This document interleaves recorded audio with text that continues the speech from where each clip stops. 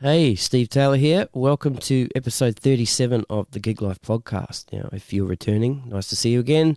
If this is your first time here, make yourself at home. Hope you enjoy. This particular episode is part 2 of the Gig Life podcast, Drummers Roundtable. For those that didn't catch episode 36, that was part 1 of the Drummers Roundtable. So basically myself, Steve Marin, Yanya Boston, Dave Ferry, Dave Goodman, Jonnie Adams and Fab Omodei. We all sat in a room and we talked about drums and music and just all sorts of stuff. Had a good laugh. Had some decent discussions about predetermined topics. So go back and check that out. Otherwise, just carry on listening to this one. It's just a carry on of part 1. It was a long 3-hour session, so I thought I'd break it up into a couple of episodes. So I'm not going to waffle on anymore. Sit back, enjoy part 2 of the Gig Life podcast, Drummers Roundtable. Cheers.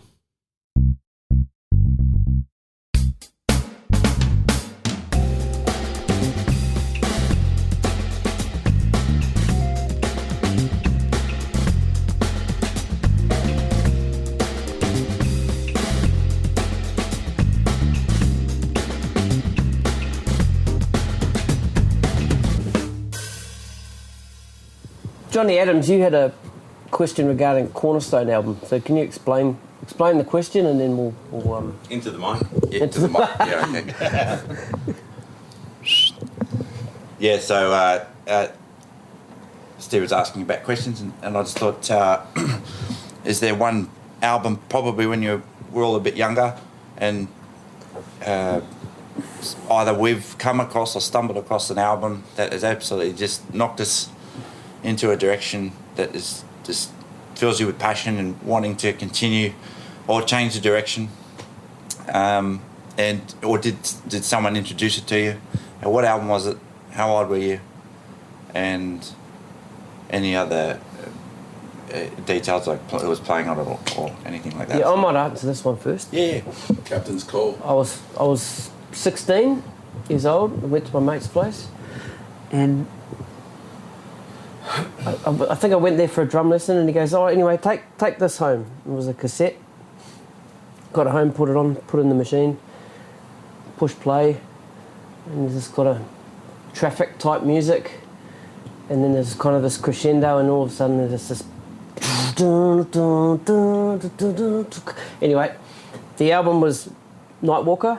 Oh, Gina Vanelli. Oh, yes. Vinnie Colaiuta. Yes. The first one he did, I think, with that. Yeah. Just after he just left Zappa. Or was, I think, about the same time. About the same time. He wanted to step away a bit from Zappa and go do some other stuff. That's the album he did. Right, yes. Fuck, I got goosebumps talking about it. There was 2 albums. There was Nightwalker and Brother to Brother. Right, okay. Yeah. They were the 2. Yeah, that album there just Nightwalker was a killer. I'd never heard anything like that before. Yeah. And I'd been playing for a few years at that stage, and that's a really cool choice of album, I have to say. Leon was on Brother to Brother. Really? Leon. Gare. Oh, was he? Yeah. Was he really? Yeah, he played on that. Wow, that's pretty cool. Oh, yeah. That's awesome. That's a killer album. That was all Vinny. All Vinny. Yeah, it was all Vinny. Yep. Yeah. So the first song kind of blew me away, but what was the Seek and Destroy? No, Seek and We Will Find. The second song. Yes. I was listening to that a couple of weeks ago. Seek and You Will Find.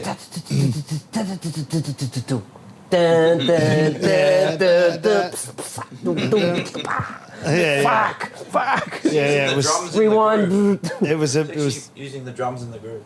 Yeah. Yeah, it was mind-blowing album, that one. Still is. Next. Fab. I'll go. Fab. I'll go. Fab here. Well, there's a few albums, but if we're going to go the one album, doesn't matter what age. This is because I didn't start playing drums till I didn't get my first drum kit till I was 14. But this incident was when I was about 11, and it was Michael Jackson's "Off the Wall." Ah. Right. It was JR, wasn't it? JR. Oh, yeah. Little unknown album, that one. Yeah. But the thing is, I didn't know anything about drums. I don't come from a musical family. There was no drums in the thing. But from the age of about 9, about 9 years old, I used to take out, had these 2 Perspex rods, and I used to take out the vinyl sleeve from the record. That it was in that plastic sleeve, and I'd put it on on the lounge pillows. Yeah. I'd put vinyl on and I'd play Yeah. to it because I just liked the sound of it. Yeah. But it wasn't a concept of I want to be a drummer or anything like that. But I used to go. My brother used to take me to a disco to dance, and I used to dance all the time. Yeah. And I got given that album Off the Wall, and when I put it on, I don't know what happened there, and it was shortly after that. A couple of years later, that's when I started playing drums and went straight back to that album. And that album just, I don't know. And that's Lewis Johnson playing bass on that. Killer. Yeah. And that album helped make a lot of those players as well. Like JR said that after that album, his phone rung off the wall. Like with dates and all that sort of stuff. Oh, man. It's just, but the songs were just... Oh, man. Rod Temperton. English guy who wrote quite 3 of the tracks, I think, on that. And the title track, I think, as well. But, Eric Rasmussen. And Eric used to play with him. Yeah, he was in here. Yeah. So Eric demoed a bunch of those songs. Yeah, okay. Mad. Yeah, like the original Pretty cool. guitar parts. Yeah. Actually, many years later, and I'm talking, maybe 2000 or something like that, I got a CD. It was like a special edition CD of Off the Wall, and it had like a demo CD with it. And what it had these extra tracks and it had recordings of the demo ideas that Michael Jackson had. Yeah. And it had things like that. The Working Day and Night. Yeah, the bottles. The bottles Yeah. and stuff. Oh, cool. It's got his sister singing as well. Yeah. And but you can hear they're all like almost lounge room type demos. But here's the idea, and he's got bottles with it. Sounds awesome. Yeah. Anyway, that album. And I think, that's where Quincy Jones is describing some of that stuff too, I think. Yep. It's just like how it came about. But then when I started playing, it was Toto 4 and everything else. George Benson That's a biggie. and Earth, Wind and Fire. Reason. Earth, Wind and Fire too. Oh, yeah. Harvey Mason. Yeah. It's Harvey Mason, is it? Mason. Yeah, right. Yeah. Yep. Nice. Dave Goodman.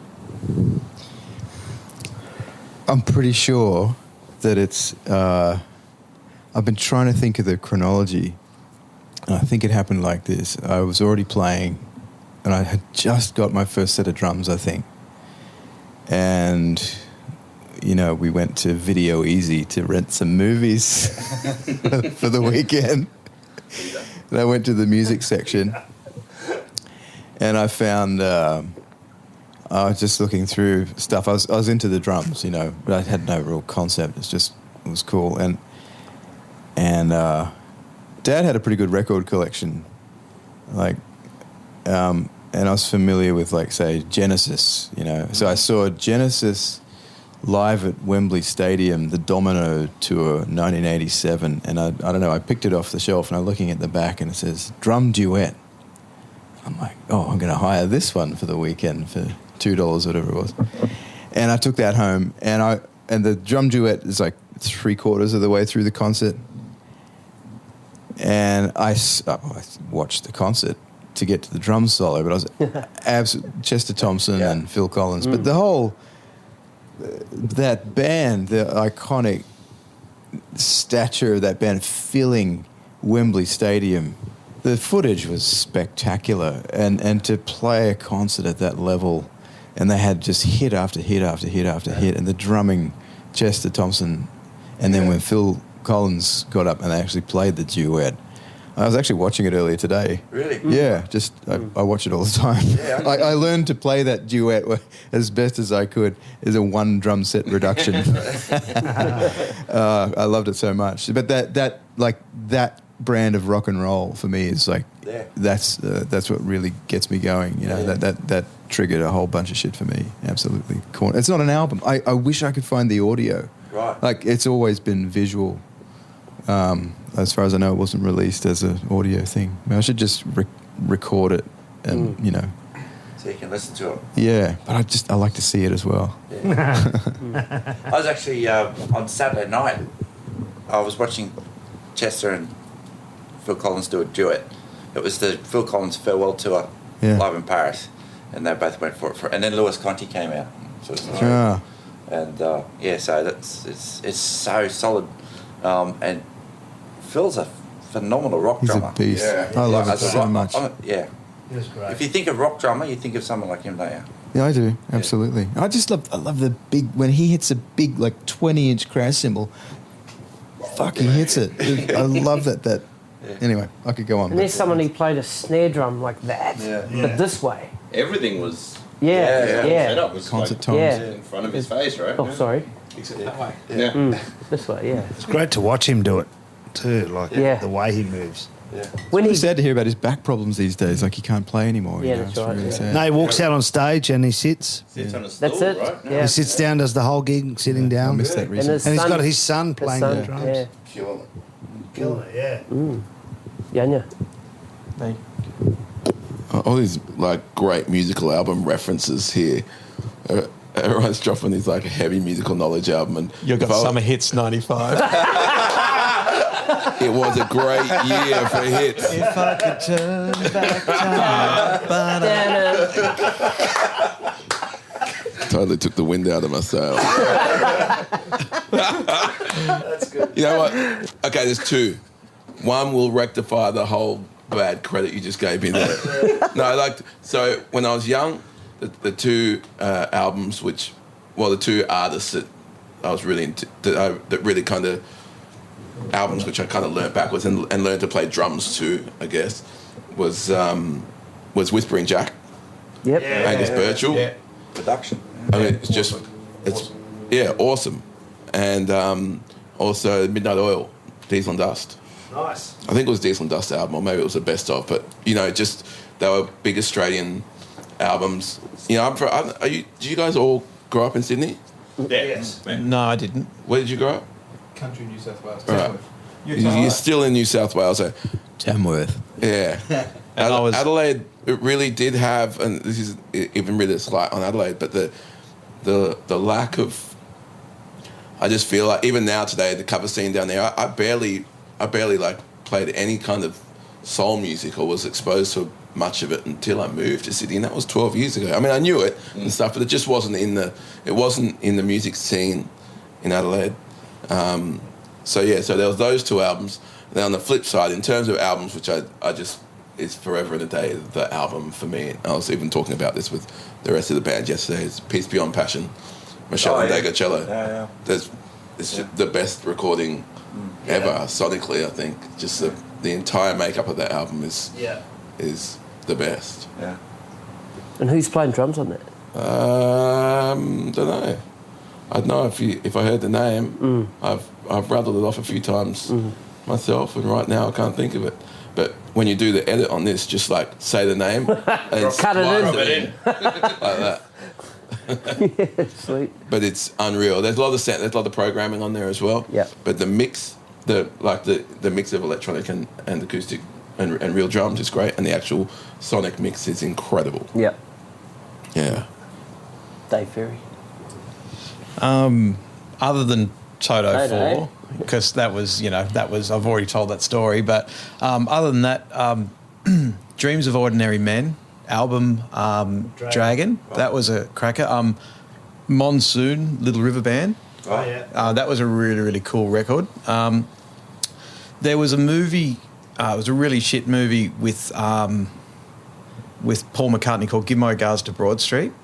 And what it was about, like, it had Brian Brown in it, and they lost these studio tapes. But the soundtrack to that, basically, when I was a kid, I was watching Paul McCartney, and there was all these musicians. Each scene was a different song, different sound, different musicians, and I went, "Oh, is that a thing? Can you be one artist and have all these different people come in and do that thing?" And I think that was a big one where I went, "Oh, I want to be one of those guys, not necessarily the Paul McCartney guy, but one of these guys that comes in and adds that flavour and, a gun for hire." Like, I think Dave Gilmour was on it, and I think Picaro and Lukather were on it as well. Heaps of different guys, but I think that was probably one where it made me realise as a little guy that there's these people like us that come in and do their thing. So that was probably a big one. My old man reckons that I think it's what is it? Baby Don't Speak No Evil. There's a flam right at the there's a big build up, and then there's this flam. It's actually a foot. It's a kablah. Oh my god. Kablah. Yeah, but it's a wide flam, and my old man still goes, that you must listen to that so many times, because every time you do that, I can hear that song. So yeah, one of those little things that you hear it in the car and you pick up. But my first album that I bought was Goanna, and I went in as a little kid, and I said, "Have you got Goanna?" And the woman looked at me and said, "No, but we have Aggro." Remember Aggro did a kids album? And I just looked, I was this buck-toothed little kid, and I said, Legend. fuck this. Yeah, so anyway. The albums. Well, cornerstone album. When I was about 6 or 7, actually probably about 5 or 6, my dad was muso, but my dad grew up doing his Chilean folkloric thing. There was this one band called Iyapu. I had a tape that my brother made. That was one live recording in Melbourne from 86, maybe 87.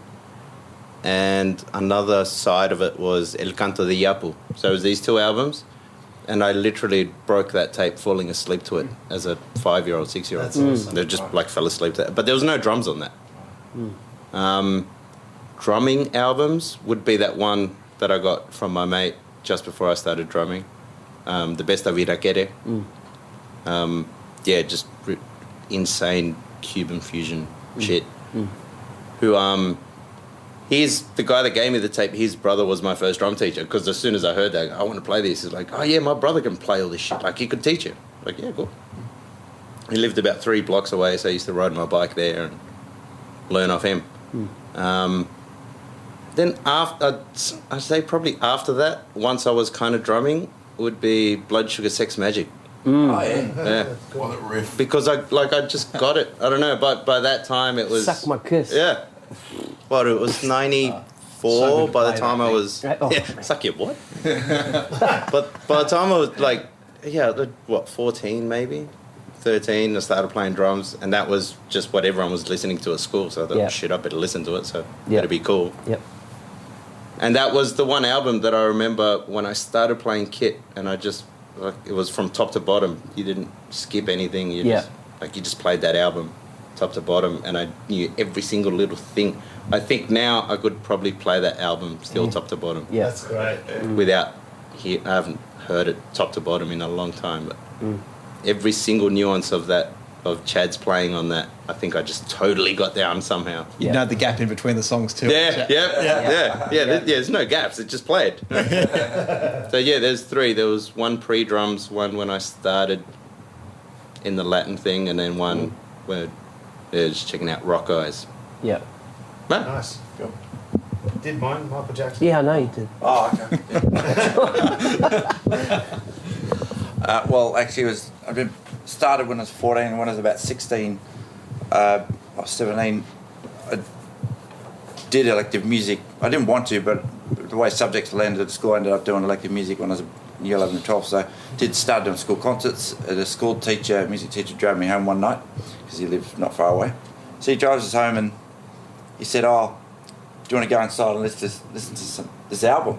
And I went, "Okay, yeah, cool." So I went inside and he put it on. It was Robin Ford, "Talk to Your Daughter." And the track, I remember the track he played first too, it was Revelation. And this is Vinny and Jeff Porcaro on this album. Mainly Vinny, I think. But that was like, I nearly fell through the floor when I heard that. It wasn't just the drumming, it was like just the songs and and Robin production Ford's playing. Oh yeah. It was so crisp. Oh, and so that one, and if I could sneak one other one in, probably a bit after that this was a very influential album, Q's Juke Joint, the Quincy Jones one, which had JR on it. Yeah, right. That came out in 95, I think. So. Okay. Yeah, but Q's Juke was a biggie, but mainly Talk to Your Daughter. Yeah. Just on JR, is it true that he did the whole Rick Price album in one take? I think so. No. I text for him once. Yeah. I don't know. Yeah, I just He did it heard- in one take. I know he did the album, but I think that's not wide of the mark actually. Yeah, and he's known for that. He doesn't want to do more than two. Same as Abel Boyle Jr., I think. Right? Yeah. Okay. They say that they get the magic done in 2 and then Yeah. what's the point? Yeah. So I totally agree with that. Not that I do many of these things, but I totally agree with. I normally end up doing 10 just because I suck at the first 9. I find if you labour over it, you get and you start thinking about it more and feeling it less, and lose the magic. and you lose the magic. I mean, I think that's the same for if it's a live band situation. Yeah. Yeah, I think, okay, so maybe after 10 takes you get the perfect take, but there's something missing in that recording. Yeah. Love, I've already given you my best. I'm you know, done. Mark Kennedy came up with. He said, way they used to one way of doing albums, and when he's doing a lot of dates in the 70s was they'd do a set, and they'd just do the set. They'd play it top to bottom, and then which there's be the songs on the album, and then they'd just do it again. And they'd do it 3, maybe 4 times. So they'd just play 4 sets. So playing 4 gigs. Something like that, Yeah. But the same songs, but they don't think, oh, let's try that one again before we go. And there was none of that. It was like bang, bang, bang, one after the other, and then they go back and do the same set, and, or maybe in a different order. Yeah. So, Very good. All right. I'll put a request out for Instagram, Facebook people to ask some questions of you guys. So Must have gone viral. wouldn't quite say viral, but we've got a few. So I'll start rattling. That through was them. Dave just firing off questions from his MySpace account. Eric Aranda thinks that you guys should all do a Valerie off. I won't win that. That's what I said. I'll win that one. I had to do it on the show. We had to do it on the show the other day. Yeah, it is. The disappointing thing is it's actually a great tune. It's just It it's is, been flogged so hard. It's a great tune. What It works killed it- every What time. killed that one for me, we were doing the casino runs for a while, so that was about 13 months of playing that song almost every night, Right. 6 nights a week Yeah, for over a year. that'll do it. So yeah, you play any song for that long. It'll kill you. Yeah. I'm not in that scene though, so when I get to it, I go, this is really cool. I love this groove. I'll sit Just and have to smile. lighten up a bit. Just got to lighten up a bit. Hey. That's like superstition. Well, I'm thinking. Come on, man. everyone That's has a that one classic song. and Kiss. So my question to everyone is, what's that song for you guys? Yeah, absolutely. Like quick. It has is to there be one song that you kinda superstition. turn? It's got to be that.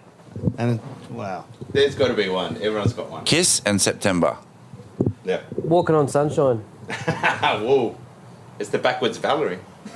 It totally is. Yeah, it totally is. I never thought of that. Very good. Yeah.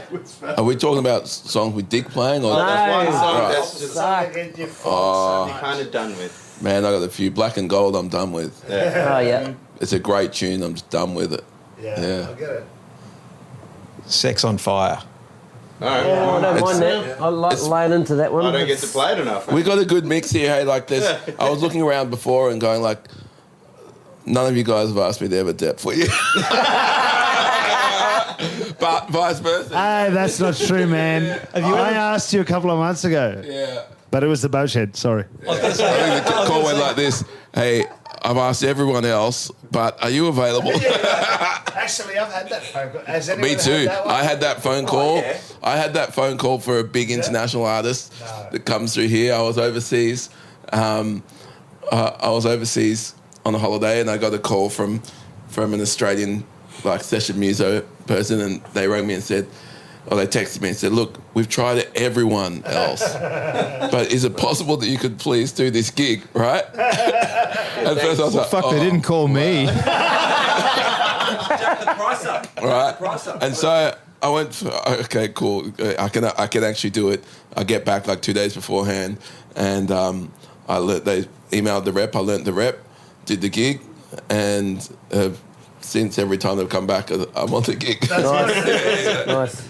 But can I, on that note, sorry to diverse No, here, that's all because good. I think that's the funniest thing when you get that phone call. I think it's just hilarious.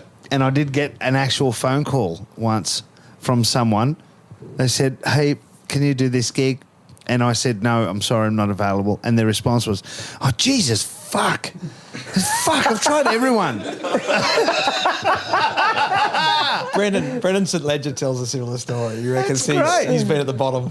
I got to say, ironically, that one gig I'm talking about, and then the one rehearsal we came back and did beforehand, then went on to lead to me doing Tina's gig, doing the TV show that I'm on now, doing another big national tour with another big pop artist. One door. Truly, it is amazing how quick that can change, and it's been really good to sort of break into a scene with some different circle of crew and a lot of from Melbourne, and it's just amazing how that can happen. Hey, are you saying that it could have happened to anyone because they tried everyone? I still want to hear Dave's like ultimate song that you just everyone's got one. Look, I feel really bad saying this. I really do. I have to say, I love all music. No, I don't.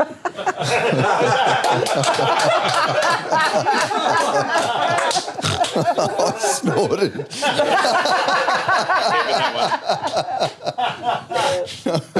I just don't understand why in this lifetime this happened to me. What penance am I paying for some form of misdeed in a past life?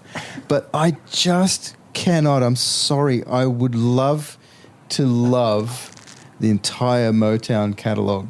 I would love to, but it's been absolutely decimated by all the crappy wedding gigs that I've done. Yeah. And every tempo is 20 beats a minute faster. Yeah. And it's probably mostly my fault. But I hadn't gotten to that point of listening to that stuff before it came up on jobs. Yeah. And I think Stevie Wonder is brilliant too. I just can't bring myself to listen to it. I mean, I've got Motown on my playlist of stuff. And Controversial. I just, all those songs that they come up, and they've all been ruined by all the gigs. I only came across those songs on gigs because I just didn't grow up listening to that stuff or even playing that stuff, or my parents never heard it, my older brother never heard it. But I do go and listen to it, and I listen to the recording and I think this is brilliant. Yeah, same. I love it, but I can't listen to it because it just reminds me of these crappy working. I get it, man. Not complaining about the work. No. But from former times in my career. Yeah. Okay, so Matthew Capper, what's everyone's go-to for specifically practicing drum kit in the city for context apartment living? For the apartment. Yanya's got it right over there. Yeah. It's a electronic drum kit. Mm-hmm. Yeah, well, first of all, my apartment is one of the few which is really solid Besser block, so I can actually play music here pretty late. These days, in most apartments, you don't get that. Even an E-kit is going to cause trouble, and you're going to get letters without a doubt. So that's actually one of the reasons I've stayed in this place so long, because of this perfect setup where I can actually play. I can't play real drums here. It's my dream to move into a place where I can set up and play real drums. I think I'd be a better drummer if I actually got and just played more. But yeah, an E-kit is your only option, but you're still going to get hounded, and you're going to be someone's nightmare for sure. Yep. You've got you're above the basement car park. That might help too, is it? I am, and I do think I'm on the ground level, so I haven't got anyone beneath me. So I think that makes a huge difference. Solid walls, solid concrete walls, huge difference.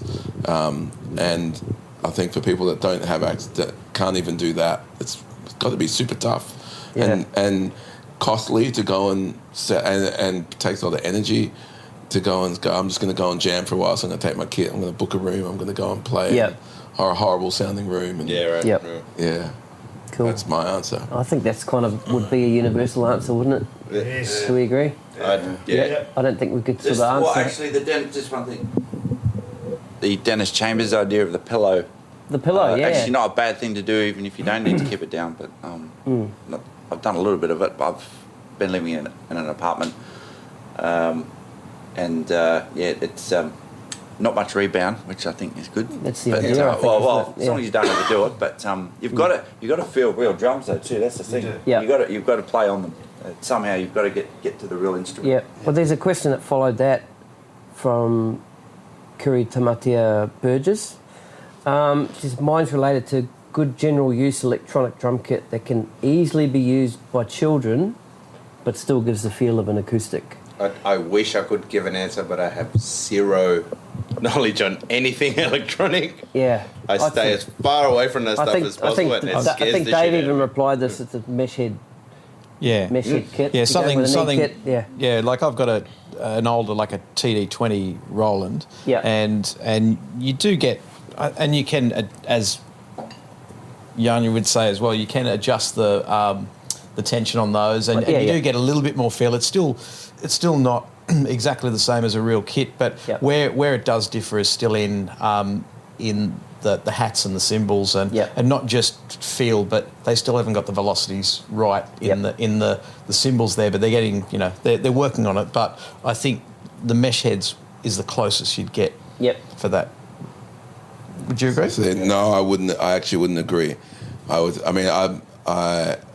play a heap of all my Roland stuff. I play Roland stuff out live for all my shows. But for playing at home, I have a Yamaha controversial. Did you hear that, Yamaha? The reason for that being, like, I think the sounds are comparable between them and all. But to be honest, I don't move off the first, oak kit number one. It's just for playing at home and shedding and stuff. But I think if you want to get the closest feeling to real heads, I think the silicon heads are closer to a real head.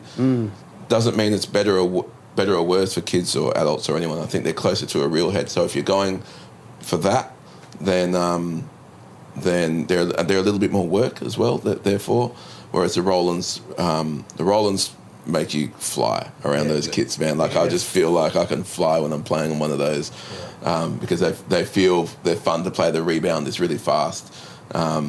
And they're not as much. The rebound's just intense on those, and it's great. It can be fun, but if you're going for the most real feeling, I would say the Yamaha is that. Cool. Or anything that offers a silicon head. Is that with the white soft? Yeah, that's pad on top of it. With the white soft. It's a white sort of spongy sort of thing. Yeah. So Jeff Dukakis has asked, what was the last thing you changed your mind about? And it doesn't have to be drum related.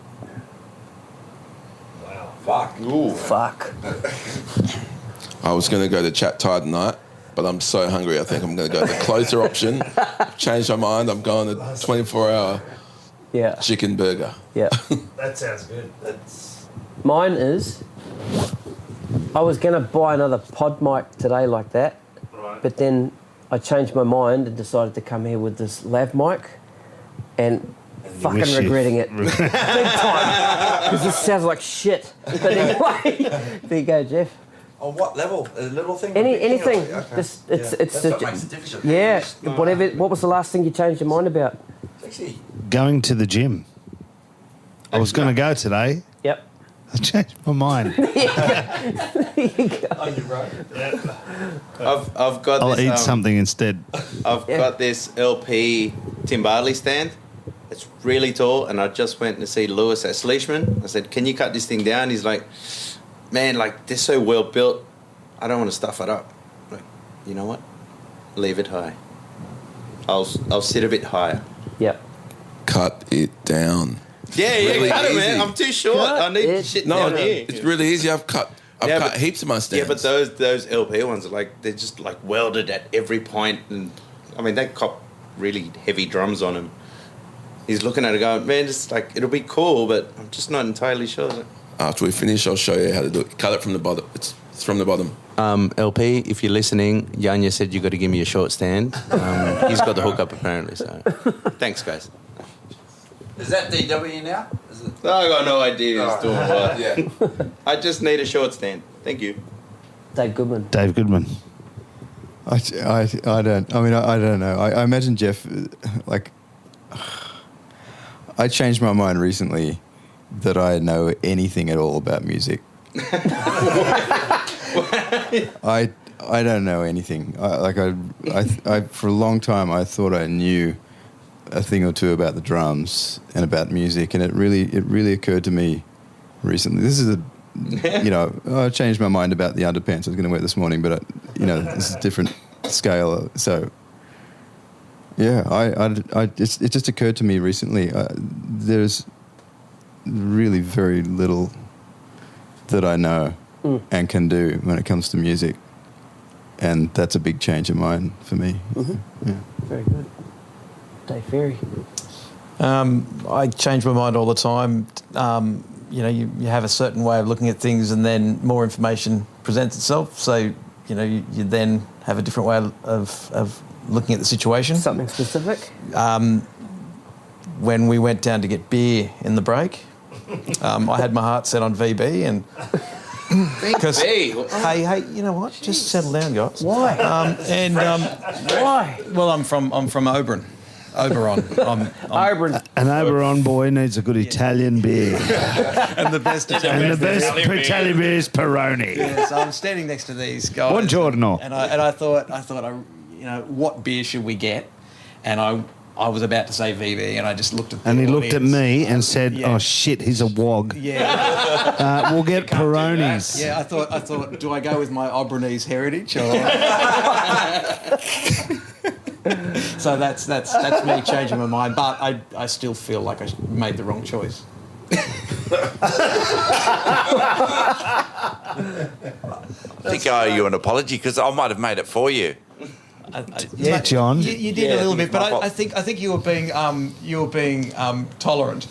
Actually, this segues into because the only thing I can think of is segues into what Dave was talking about, and I've had 2 Peronis tonight. I was going to have a third, but I think I'll only have 2. So it's not too late. So, It's not too late. now I've got to be disciplined because I've said it. So, Right. but that just dovetails where Dave's coming from. But Most recent. Thanks, just mate. hopefully that can. So, Jeff the theme. Dukakis, we hope we answered I think it was a great question. Let's I'm be glad you asked it. Let's be. Yeah. Okay. Now, Josu V Music. Hoseway. Is that how you say it? That's Hoseway. Hoseway, yeah. Hoseway, okay. I like Joseph. Hose. You were so brave there. Yeah, I like it. Joseph. Just came on. He'll like it. That was great. Oh, pronouncing his name. Hoseway. Yeah. Okay, what's some lost gear or I forgot my snare stories? He's a guitarist. Oh, hold on. Yeah, I've got a great one. We've all got one of these, I'm sure. I rocked up to a wedding gig without the bass drum beater. So I had to put the kick drum mic on my floor tom with a towel on it and play a 4-set, 4 on the floor kind of wedding gig Yes. with a floor tom Yep. as my kick drum, trying to sing BVs. That was pathetic. I'm glad no one got to hear it. Fab. Oh, well, I've not had to... Well, I've forgotten the cymbals at a gig. Yep. And we were on in 45 minutes. This was in the 90s. I'll just rephrase that. I'll just make that mention because I drove like a maniac to get home. To get your 12 cymbals. To get my cymbals, right? Now, we were on in 45 minutes. My house was 40 minutes drive from this venue. The guitarist at the time had a Cordia Turbo. There's Cordia Turbo. Yep. The cops had them for a while. Yep. And he said, "Here, man, take my car." And I was like early 20s, dude, like not very responsible at all. I got home and back in 50 minutes with my cymbals. Yeah. Well done. But I made it. Yeah. And 2 weeks ago, believe it or not, very first time ever, I turned up to a gig and I forgot to get the top of my stool. The stool top was at home. Fabos Fun gig. forgot to take his drums home one night. Yeah. That's right. There's a common thread here, mate. Yeah. Yeah. I haven't got any exciting stories. I've lent my kit to someone and then taken it out to a gig to realise that they've forgotten to put the snare stand back in the case. Oh, no. That sucked. That's terrible. Yeah. And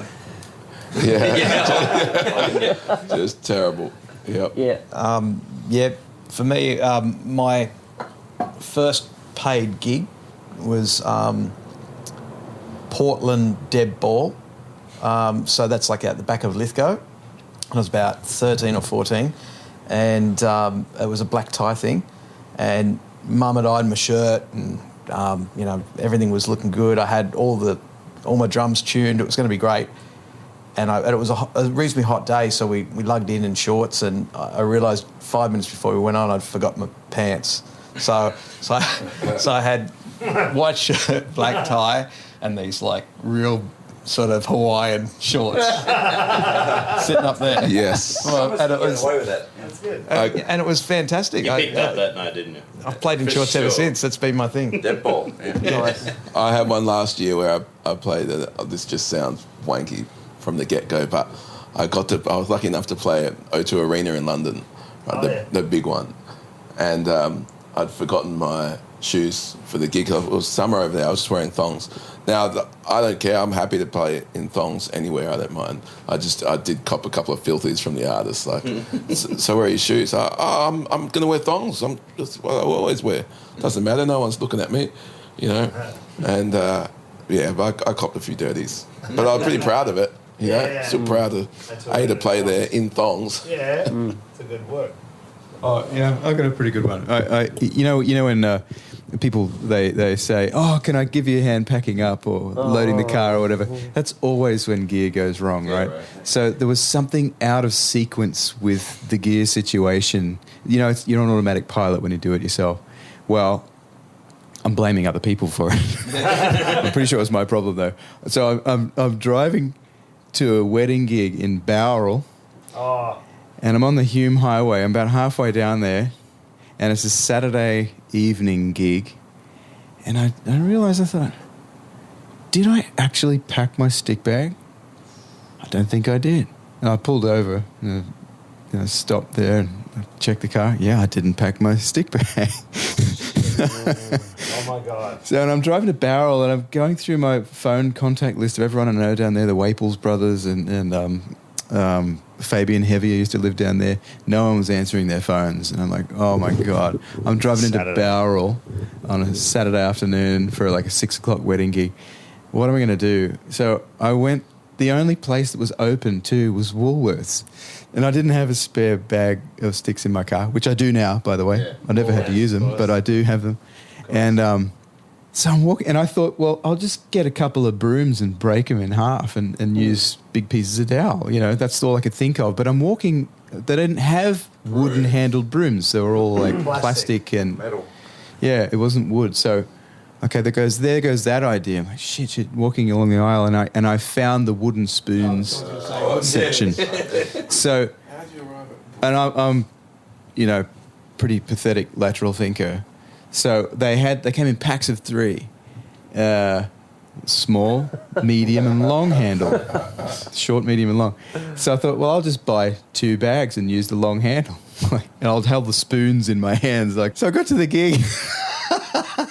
It's a 5-hour wedding gig, man, with the disco songs at the end. Why didn't I buy 10 packs of these things? So I start with the long handle. I've got the spoons in my hand, and they sound like pus on the drums. And they do not sound like drumsticks at all. Very thin, no tip. Wow. So I'm playing. The bass player looks over at me just after the first tune, and he goes, "Hey man, is everything okay?" Shh! Don't tell anyone. Don't. Yeah, I left my sticks at home. 5 hours. So probably halfway through that set, the first long handle breaks. And I'm like, oh man. So I put the ride cymbal, the long one in my ride cymbal hand. I'm playing with the medium one in my left now. I'm playing a bit lighter. So by the time we're really hitting it, 4 sets later, I'm on the short handled wooden spoon. Valerie. And I think it was right at the very end, the last one actually broke. The band leader, to his credit, didn't say a word to me about it. I'm like, I didn't say it. I didn't draw attention to myself. Anyone who had any pair of ears... Have you ever worked with them again? I don't know. Well, he lives overseas now, so I don't know. Fantastic. Your musical tab would be half a teaspoon of... Anyway, there was a pathetic... That's a great story, dude. That's actually a really cool story. Here's one for the team. What exactly is happening in regards to your personal, in-the-moment relationship with rhythm when you are deeply embedded in a through-time flowing musical experience? Day Ferry. 1, 2. I'm glad I got to answer this. 2, 3, 4. Kick, snare. I'm actually 1, 1, 1, 1. It varies a lot. Yep. It depends on the guys you're playing with, the sound that you're getting on stage. But when you're really locking in, I think all of us have had that thing where you get the goosebumps and it feels huge, and you just know that it's that one of those moments. Yeah. I have had an out of body where I felt like I've been watching myself play. It's hard to explain, but I've had some of those moments where you're on total autopilot, but it's not because you're tired or you've zoned out. You're part of a whole system, and it's just all sitting in beautifully. And you can then, once you're setting it up, you can then sit back and really enjoy it like you're watching or listening to a band. And I'd say probably listening to it as a whole piece, not just what you're putting in, is probably, that's the best way I can answer that one. Really, it's probably when I've had one of those experiences. Davey G. What's happening with my personal Relationship with rhythm Yep. when you're in a deeply embedded in through time flowing musical experience? Right. I think that what's happening is this connection, in all the different parts. Like for me, my musical mind delivers a sound. God knows where that comes from. I believe the word is audiation. It's like the oral equivalent of visualization. Like the sounds, they come, and then they somehow connect instantly with the limbs, and then the limbs connect with the drums, and then the drums connect with the ear holes, which connect with the receptive mind. And so I think, and the audience, it's only happened probably on less than a handful of occasions in my whole life, but I know when it's happened, it has happened, where there's just this oneness in the room. It's incredible. And the audience really responds. I find there's this incredible energy that comes back. And there's no space between me and the music. And so what I'm aware of at that time is just really deeply listening and hearing stuff. And I'm aware of my breathing too.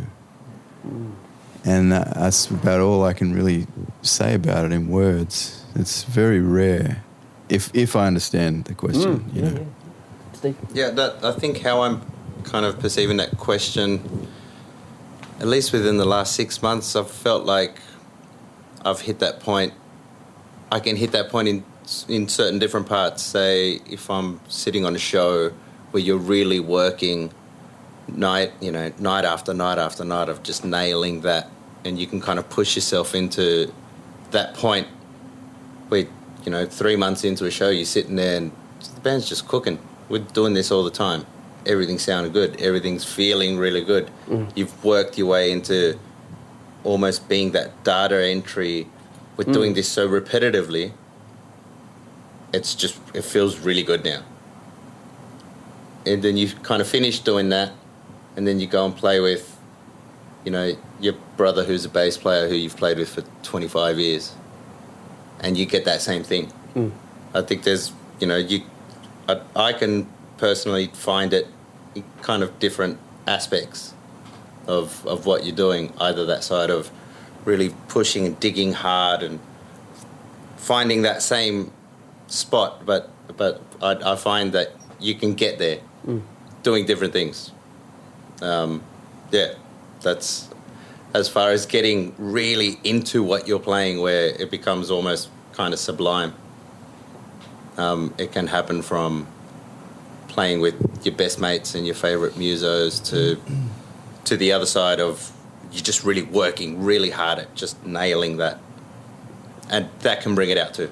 Very good. I think that's what I'm understanding of the question. Yeah, I think so. John? Yeah, I don't think I could add anything else to the great answers that have already been told. So other than that kind of energy, I've found perhaps on, say, 100 gigs a year might happen 2 to 3, 4 times a year max out of 100. It's very sacred. Connection is intense, and also that with that connection you probably would forget that there's a world going on outside. There's just absolutely nothing else but this flood of emotion towards the sounds that are coming out, and it feels very rarely for me effortless. I mean, it hasn't happened that often, but it just feels like it. There's no effort involved, and it can actually happen on a tiny little gig with maybe 5 or 10 people watching, or maybe even hundreds or thousands. So there's no kind of recipe for it. That's why I think it's sacred. Yep. As Jonnie said, I think everyone's pretty much touched on everything, especially I relate a lot to what Steve was saying. I think, I guess, and without being too holistic, there is a spiritual experience with it. It's because it's such a connection to what you're doing at the time. I get it like a sinking feeling, I guess, but not sinking in a bad way, sinking in a beautiful way. When you're sitting on something and those around you, like you're saying, you can get it with, your mates or whatever. But when it connects in the room, it's almost like that thing where that feeling of it's playing itself. You're just being present. But the whole thing is doing it itself. You just happen to be delivering it, but it's already there, if that like makes John sense. said, effortless. Effortless, yeah. It's playing itself, and that sinking feeling where you're sinking into this groove and sinking in with the people, the guys around you on stage, the people you're playing with, which also permeates out to the audience. And it's holistic, it's spiritual. It's a beautiful place to be, and we are blessed. We are blessed, I think all creatives are blessed to be doing what they're doing, but for just us as drummers, say, just for the sake of drummers, I think we're blessed to be able to have that experience, to do that. I think that's the juice of life, those moments. It's awesome. I can only really reiterate what everyone said. It's been interesting listening to everyone's same take on the same thing. Yeah, really. That's a hard one to end on. It is a... sorry, to be last in line. Yeah, no, it's the same thing, but I think everyone's experience of it is slightly different, but it's really it's the same. You reach that same spot, and it can happen with any style of music. And like you were saying, with people who are super close family as well. So I can give 2 examples, or 3 examples, where for me I can get to that point, or I've got to that point on a regular basis. I was really lucky enough to do a really big tour last year in stadiums all through Europe. It was amazing. It was an amazing thing which came up with only a few days' notice, and we got to play the full houses, and we did 22 shows. So after blowing off the nerves of the first couple of shows, getting all the tech right and all that kind of stuff, and really being able to be present in where we were, and to enjoy that and be grateful for the experience we were having while playing music. There's one song in the set and it was a really slow song, very atmospheric, and it's kind of most of the people were there to see this big pop machine, this huge lights, the whole thing, and this one song we play so slow, and sometimes the slower songs are the hardest ones to get the groove in. And everyone, and we're playing a lot of non-English speaking countries as well, but everyone would always do the phone lighter thing at this point. And that is it's a bit of a cliche, but it's an amazing thing to see if you're in the audience, but as a band, to see that in front of you night after night. And it would get to this point in this song on the guitar solo, shout out to Mark Malouf, who was playing guitar, which would just transport all of us onto this other plane all together. Like after maybe the third or fourth night, we'd hit this song, and I personally, and we all spoke about it, would just transport us, like eyes closed, head straight up, and you're completely present in the moment. And it could be that you're in front of 20,000 people. It could be that you're just present in yourself in that moment. But it was incredible, and it was a moment we'd hit every time. And funnily enough, we rehearsed with this artist Joy. Her name's Joy, and we rehearsed with her today, and we haven't played this year together at all. And we hit that same point in the song, and instantly I was straight back there. Awesome. It was amazing.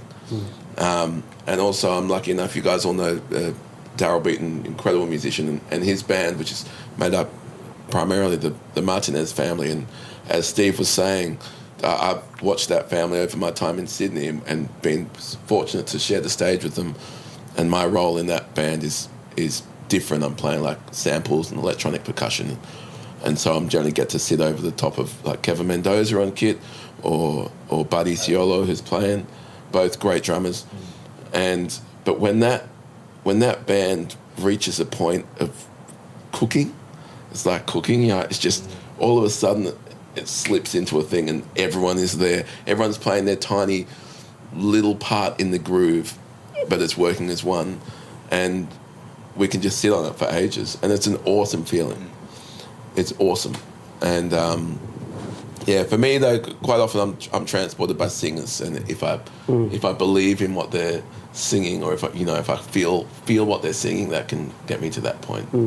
Yeah. Very good. Yeah. All right, last one. This one's from Tubby Wadsworth. The Tub Star. Yeah, and it's an education-based question. So, do any of you feel there is a significant change in the standard of drum education as a whole? I.e., are there as many great all-round players coming through the ranks between the ages of 14 and 23? It's just different. I might just start on this one before I lose my train of thought. Yeah. I think with the day and age of technology and things like YouTube, and to be able to be exposed to so many other things, I think a lot of people aren't physically out there looking for educators or teachers. I just came around the YouTube, a little bit pre-YouTube internet vibe. So you learnt from the person that showed you, or from what you could hear, or a video, or you didn't have the endless info of being able to. It's one thing looking at something, hearing something, learning it, but it's a whole other thing being taught by someone. And I think we've got like a monstrous educator amongst us who can probably take that even further. But for me, thanks, Steve. I'd like to know. Sorry. That's my thing. I don't know. There's so much info out there now, and you can learn things, but to be taught something by someone who can really nurture that, I think that's that's a good question. Yeah. I dig that one. Dave Goodman, I think you'd be. We're all looking at Dave. Yeah, right. What are you all staring at? Excuse me, Mr. Goodman.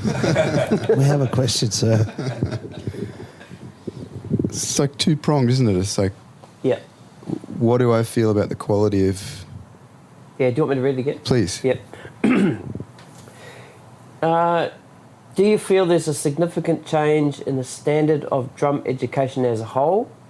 I.e., are there as many great all-round players coming through the ranks between the ages of 14 to 23? I have no idea. I simply just don't. That's... on a whole, and those ages, it's different for everyone. I mean, like... Yep.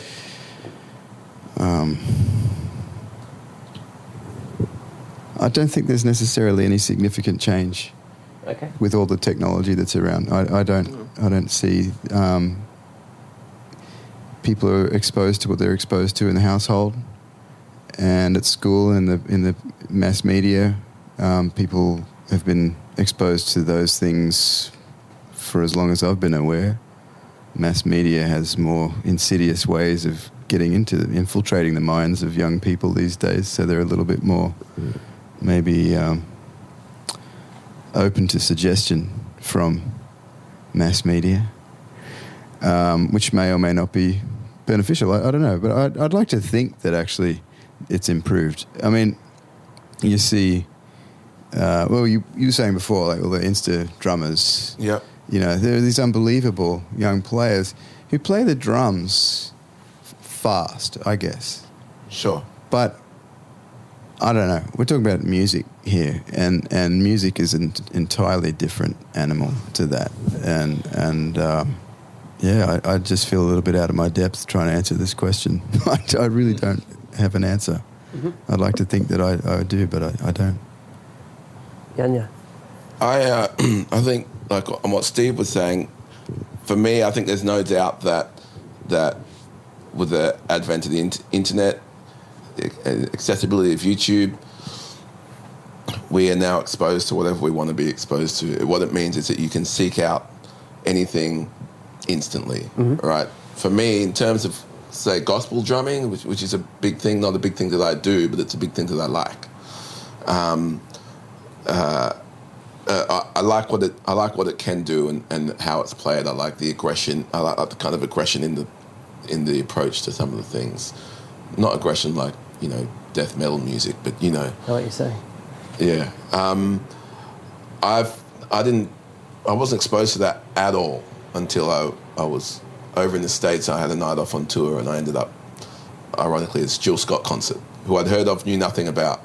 But I saw it and had my mind blown, and it totally like tipped my entire kind of consciousness about drumming on an axis. I was like, wow, what an approach to be so loud, so to speak, at the back, like to be encouraged to stand out and to make noise and to, you know, in terms of what I'd sort of grown up with, at least, you know, it was a really different thing.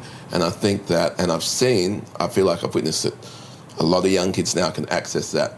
And here in Australia, for instance, where a gospel music scene isn't, you know, it doesn't really exist, not like it does in the States.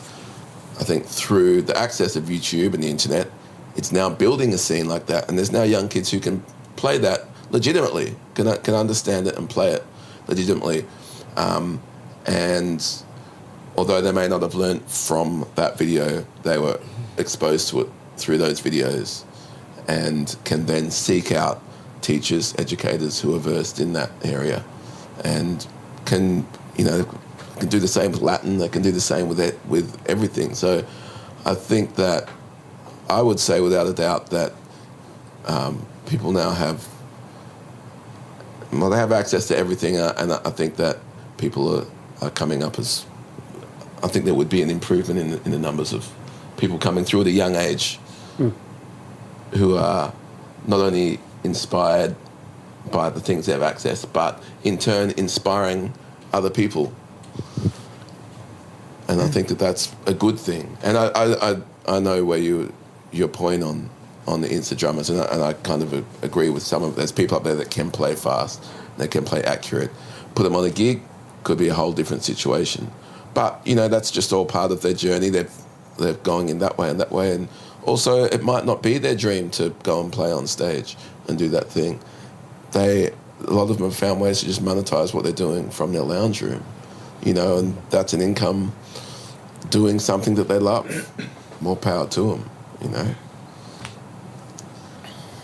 Just the flip side of that, that accessibility to everything, I think the other way. I think it's hard to have an original thought or an original flavour when you're bombarded by what everyone else thinks and what everyone else is doing. And I tend to look at, especially that, it's a good question because that age, the age that we were given, that age range, is really when kids work on all their chops.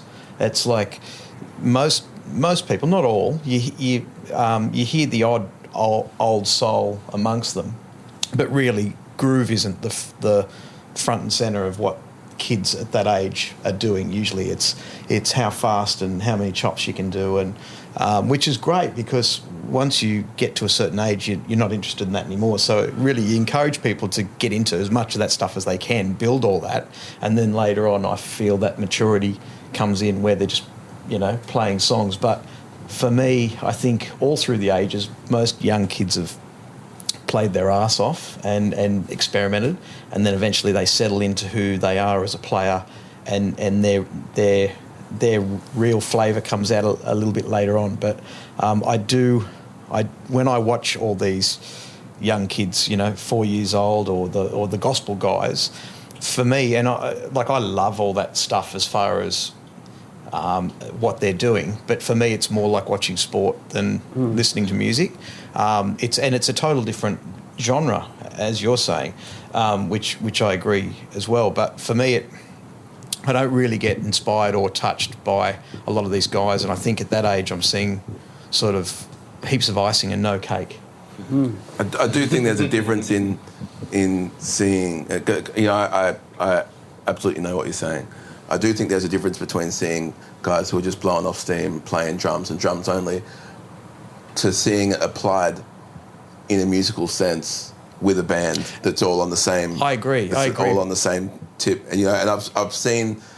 I saw a great band on the weekend who was here from the States, and they really played the show. It was a big pop show, and there were elements of that stuff in there, but they didn't overcook it. And I'm sure we've all seen it where it's overcooked, where all of a sudden you've got to stop dancing because they're just showing off, And they didn't undercook it. They made it musically interesting by using elements of that, but also elements of Latin and elements of other stuff that is cool that they're exposed to. I think that's an angle of music that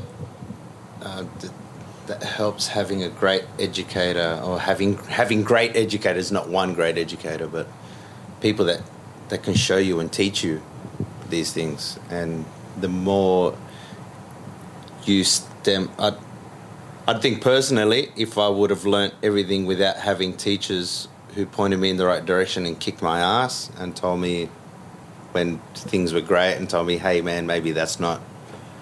I think that's the crux of at least from what I got from the question, is how the education of what we're doing towards that age group.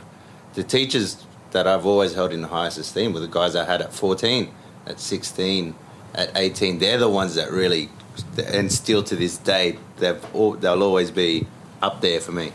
But I think that's also the difference of where the society we live in now, because at that time we didn't have especially in my scene, Instagram. man. If I wanted to learn, you didn't have that Latin stuff. The only thing we could do, right? the only thing we could do was go to a teacher and go to a gig and do that. And you're right in the sense that I guess back then, however, whenever you want to say back then is, but pre social media and YouTube and all that,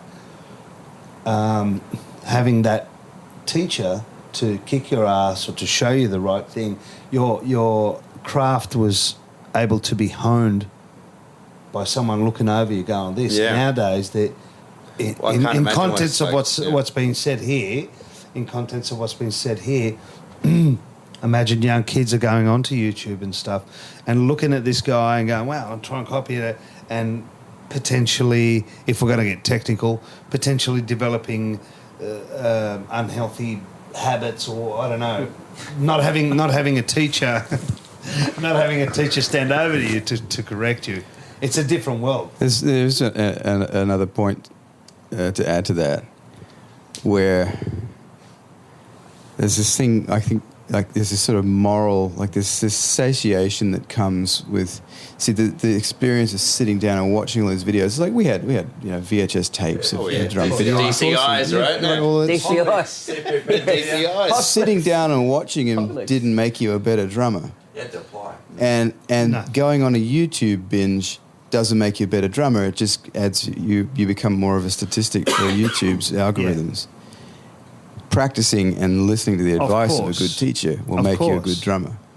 That'll never change, because there are people out there who know things that can never be documented in YouTube videos, and that is how to give someone proper feedback on how badly they're doing and how much better they could be doing it. YouTube will never give you that. You've got to say Barry Stewart, Beautiful Barrett Rest in Stewart. peace, bless his Baz. soul. Yeah. One thing I remember hearing on social media a few years ago was when you'd said that Barry had passed away, and it was a very sad moment. And I went to his house for some lessons, and it was he didn't give you the answers if you asked a question. He'd force you to come up with something, pulling a sound of the instrument or whatever it might be. But I think one of the biggest educational elements of playing is actually doing gigs. And I think one thing we've said a lot about actually what is undoubted increase in material availability, but the gigs, the amount of gigs that you can do and learn your craft on the gig, that has definitely, I think we could all agree and say that has dropped off. Yes. Or the opportunities probably aren't there. Playing every night and doing sessions during the day, I never saw that anyway. I mean, that was probably 60s, 50s, 60s, 70s, 80s, perhaps the 90s. But that element is irreplaceable and it's not available as far as I can tell. Yeah. But on the flip side, the amount of material that you can borrow from, which we didn't have, is a million times as much, at least. Yeah, there are pros and cons. But I like what you were saying. I think the biggest lesson in music for anyone is playing to an empty room, like getting on stage or playing to one person. Your mum. It's difficult. Finding a way to. It's hard. Finding a way to communicate whatever it is you're doing and connect with that person, and conversely to a full room of people and having that conversation still. But playing on stage with other musicians, learning how to listen. I've seen super educated drummers who have done all the lessons and can do all the things, get on gigs and not sound amazing when they can do amazing things. Yeah. It's interesting. I know Tubby fairly well, and it's interesting that he did put the parameter of the age group in there. That is significant, 14 to 22. There's only so many live gigs you could probably do as a 14 to 18-year-old. The school big band. Yeah, right. So, one regret I would have, if I could just finish, one biggest regret I probably had from any playing career or hobby, whatever, is if I could go back and do it again, and I think I said this to you, I would have a teacher all the time. Yeah. If it's in a coach environment, which I sort of had with Mellon in the final years, but I had a good teacher to kick me off in some really good direction first 2 years, and then I went by myself for about 4 or 5 years, and then had one-off lessons, Barry Stewart, for other people. But if I'd had my time again, I would have had proper solid lessons with as many pros as I could, as often as I could, and I would never have stopped it. If I'd have gone back and do it again, I would change that, definitely. Yeah, I agree with that. Yeah. I wish I had lessons. Really? I wish I had lessons. For sure. Well, my friends, The time has come. the time has come. I'm not going to sing. No, we don't want Fab singing either, so. Dave Ferry, Dave Goodman, Steve Marin, Jonnie Adams, Fab Omodei, Yanya Boston. Thank you so much, guys. This has been awesome. Yeah, bloody Thanks good. so much, Steve. Well done, Steve. Yeah. Thank you, Steve. Thank you, Steve. Thanks, mate. Thank you. Yeah, thank Thanks, you for Yanya, for thank the you, Yanya, place. for the house. Yeah. Hope we can do this all again real soon. That'd be great. Cheers, guys. Thanks so much. Thanks, Steve. All right, later. you. Thank you. Boys.